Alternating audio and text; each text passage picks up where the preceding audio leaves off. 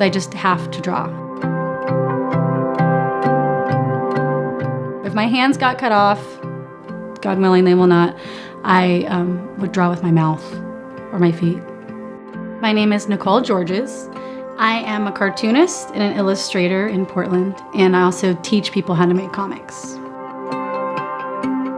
When I moved to Portland, I was 19 years old. I moved here from Kansas, and I was so excited by everything that was going on here. I was excited by the zine scene and bicycles and vegan food and everything that I was keeping a diary, just frantically drawing everything that happened all the time.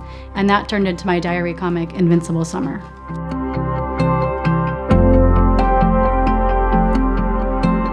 I started teaching zine workshops to homeless youth and senior citizens. I still do artist residencies, teaching middle schoolers and elementary school students how to tell stories through pictures.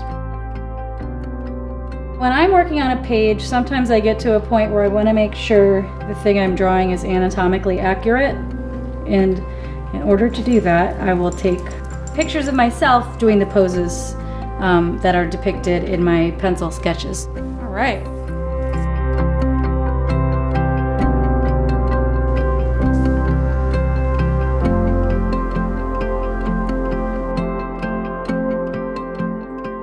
I like any kind of advice. I just love it.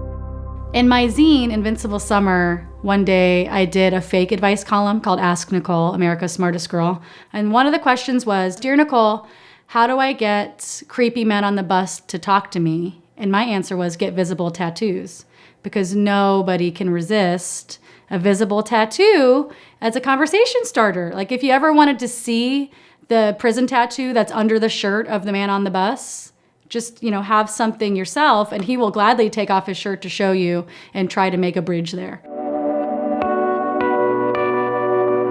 When I was 22, I went to a palm reader, and she said, you should talk to your dad more often. And I said, I can't talk to my dad more often because he is dead, but thank you anyway. And she said, oh, let me stop you there. Maybe the man you think is your father is dead, but your real father is very much alive.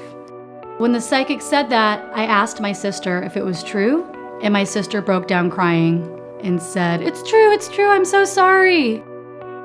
I didn't know what to do, so I called Dr. Laura Schlesinger, who's a conservative right-wing radio host, and I got on the air, and I was so excited. And even though she's right-wing and conservative and she hates feminism and gay people she only kind of tolerates, I still was thrilled to be on the phone with her. So that's what my book, Calling Dr. Laura, is about. When I was finding out if the secret was true by asking my sister, getting up the guts, and then deciding what to do about my mom. I did get up the courage to come out to her about knowing, and I also came out to her as gay at the same time. Just get it all out of the way, just like a clearinghouse double whammy.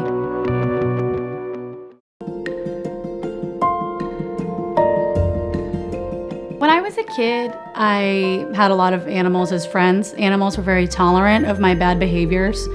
I was just a sarcastic, really kind of caustic, mean little kid.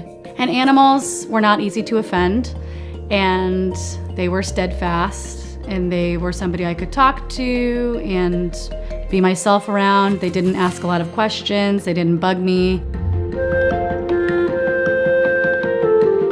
My mission statement in life is to help animals through my art, somehow. I try to reflect the emotional lives of animals. However that hits people and whatever they decide to do with that is their own business, but I would like for people to care about them a little bit.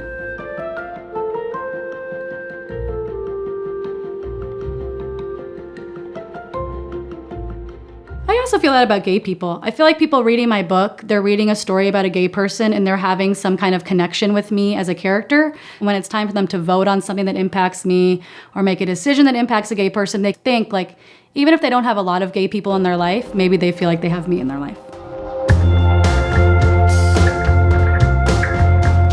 I adopted a dog when I was 16, and it was kind of like having a baby in high school because I was saddled with the responsibility of that dog for the rest of her life. Her name was Beja. Fetch is a story about me getting Beja, our time together, her barking at people, me writing a manifesto for her, which I pasted up around Portland, and her helping me through really, really hard times, terrible times. I would say it's almost like a queer feminist Portland Marley in me, if I had to take it there. This is Ponyo. I got Ponyo at the Humane Society a couple of years ago. I was reeling with grief after my dog Beja died, and I was just trolling the Humane Society. I held her on her back for a minute. She did this little smile, this like relaxed smile. She was just so happy to be in my arms, and that was it. I was out of town a lot this year doing book tour stuff. And then I came home and she was blind. She was 90% blind. She was running into things. She would go to jump on my lap and have perfect form, but like be jumping a foot away from where I was. So I had to take her to a specialist. I'm not a millionaire, so I thought I could have a fundraiser for this. A lot of people like Ponyo. I made special art, like limited edition artist tote bags with Ponyo on them. And within a week we were funded. We got the surgery, it went great, and now she can see. Well, sometimes people say to me, how did you get a book? How did you get your agent? And I don't mean to sound like a grouch, but what I would like to say to them is all you have to do is pay out of pocket to publish your own work for upwards of 10 years, go on several tours where you make little to no money, have a bad childhood that you have honed the writing skills to be able to express, and then maybe someday a publisher will want to give you some money and take a chance on you to make a book that could then come out. The process to me is to find something you like and just keep working at it, and that's it. And don't put the pressure on it to be your job. Do it because you love it, because that's the thing other people are gonna love. People wanna see your true personality in yourself, and I think it takes practice to learn how to be vulnerable in public. I don't try to do what I think other people want me to do. I don't think that that would work.